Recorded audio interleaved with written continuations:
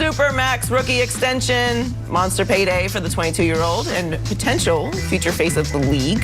Luka said, "Today is a dream come true. The game of basketball has given me so much and has taken me to so many amazing places. I am humbled and excited to remain in Dallas as part of the Mavericks and appreciate the support of my fans." So Chris, will Luka win a title with the Mavs? Absolutely, Joy.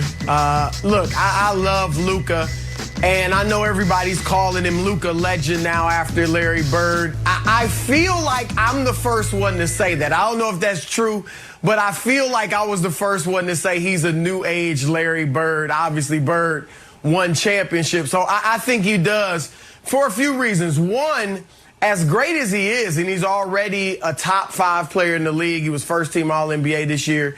He's a big-time MVP candidate. I think, he could start winning MVPs maybe this season coming up. But as much room as he has for improvement, or as great as he is, he's still got a lot of room for improvement.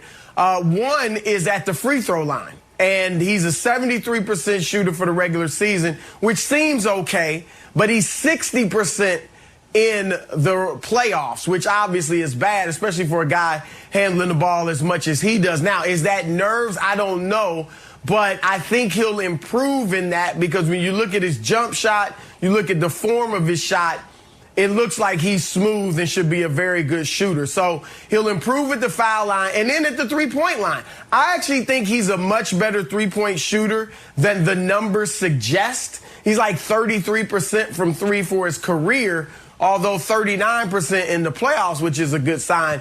But I think he will only improve from the three-point line, which will make him that much more deadly.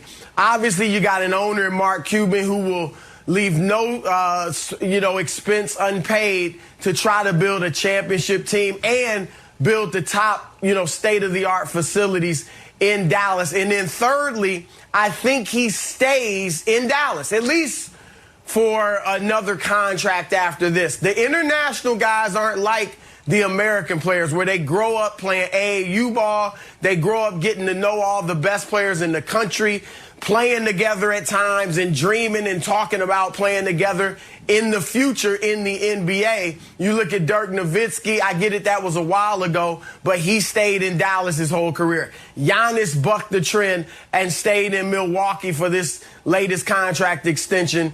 I think Luka will do the same. So I don't think he'll just win a championship or championships. I think he will actually win a championship, at least one, in Dallas, LeVar. I find it to be interesting, Mr. Broussard. I based a lot of my discussion points off of things that, I've heard you say. Ball-dominant Luka Doncic. Interesting. You talked about Luka the entire time making your point, Chris Broussard. Think about that. You talked about Luka the entire time. The only other player that you brought up in terms of Luka and this whole situation was Larry Bird or Giannis, right? Different teams, right? Different places. Larry Bird had Kevin McHale and a guy by the name of Robert Parrish, the legendary, Mr. Bird. Okay, well, what does Luka have? What does he have? He has all of those things that you just said. He has game. He's got a smooth game. It's comparable to the legend of Larry Bird, but he don't have the players that Larry Bird had. And to me, and he doesn't have the players that Giannis had as well. So to me, when I look at will he ever win a championship, I start asking myself, can the Dallas Mavericks attract good enough players? Because another thing that you made mention of in shows prior to this is that you have to have at least two superstars, 2-3, to be able to contend for a title these days in this current NBA.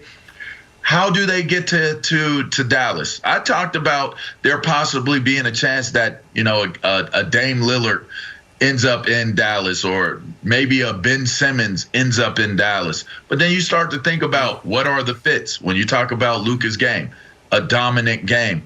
I just don't see him winning a championship because I don't know that this market sets him up to be a winner in Dallas. Now, maybe he gets a championship, maybe somewhere else.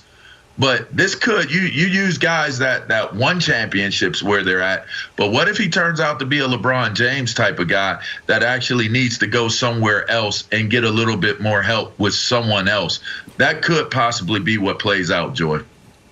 I don't know. I disagree with that. I think Giannis is a good example of how you can actually build, and the market doesn't necessarily matter if you have a well-run organization. Now, the Mavs have had some issues behind the scenes over the years, which they have made a great attempt to correct. They've brought in Jason Kidd and Nico Harrison, which I think was a great aggressive move by Mark Cuban. We all know Mark Cuban is an aggressive guy and is a very involved owner. But in this particular case, while I don't really like meddling owners, I think Mark Cuban is very aware that he needs to hire the right people and delegate, because he is a great business owner, and that's what you have to do to grow business the way that he does. So overall, I think that the Mavs fans and the Mavs organization should be really optimistic about their opportunity to win a championship. A lot's changing in the West as we speak. The dominant teams have injured players, older players moving around their rosters. So I think they're in a great position. I don't think that the market necessarily really matters. Now, obviously, you have to get free agents there,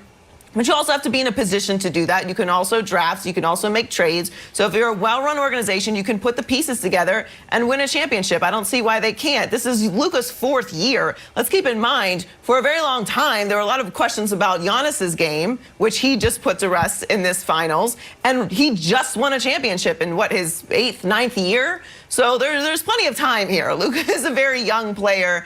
I don't think we need to start worrying about if he's going to go somewhere else. He just signed a Supermax extension to stay in Dallas. So the way that I look at this situation is this. They've locked up Luka for the foreseeable future. He is the face of this organization. He is the face they're going to build around. He's becoming a face of the league. He's a superstar. So let's take care of this situation. We've hired a new coach. We've hired a new president of operations in Nico Harrison. So we have all these things set in place. We don't have to worry about these things, at least for right now. These are our pillars. Now let's start, to your point, LeVar, building around him. Let's start making moves to put together a championship roster, because we know what Luka is. And he's a very young player, Chris, to your point. So there's a lot of things he's still going to develop in his game, but we know he's a superstar. Let's take care of him. Let's make sure he's happy, because while most international players aren't very mobile, the world changes very quickly around you. So there was some talk that Luka was unhappy, and there was some rumors about Zion and all that not too long ago. So they've taken care of that. He's got his money. They're in a great situation moving forward. Now the clock starts on the organization to start putting the pieces around him to build a championship roster.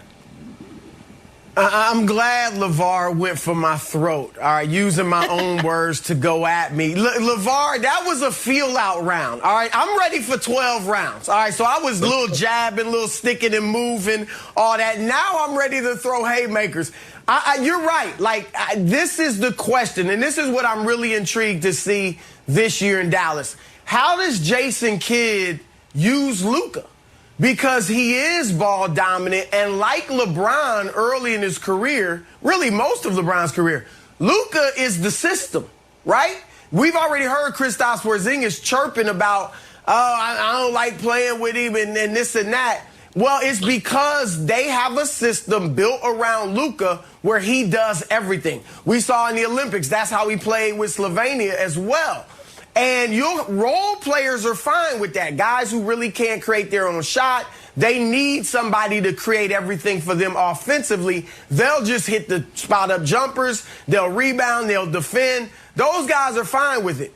But other stars, other guys that can create their own stuff, they can get frustrated in that type of style. And no matter how great you are as an individual, I mean, one-man systems just don't get it done. Michael Jordan was the one-man system in Chicago when he was getting the come fly with me videos and the Jordan sneakers and all of that. But it wasn't until Phil Jackson came in and said, look, you can score 35, 37 points a game, but for us to win, it's got to drop a little bit, and you got to get these other guys involved and not be the system. And Jordan bucked at it, but he finally accepted the triangle, and the rest is history. LeBron was always the system, and he won. So I think that leads me to this. There's two ways for a guy when he's the system to win championships. One is you get teammates who are so good that even if it's not the perfect fit, you can still win. I don't think LeBron and D. Wade were the perfect fit. And obviously you had Chris Bosh too. But they were so good that they won championships, two of them. Kyrie and LeBron, we know, weren't the perfect fit. But they were so good that they could win a championship. And obviously he's got Anthony Davis in L.A. Or you can go the Jordan route and you become a part of a system. So that's what I want to see. What does J. Kidd do with Luka? Does he continue to have him be the system and everybody fits around Luka? Or does he try to make Luka more a part of something where he's still the best player and the leader and the leading scorer and all that, but he's more a part of a system versus being the system, LeVar?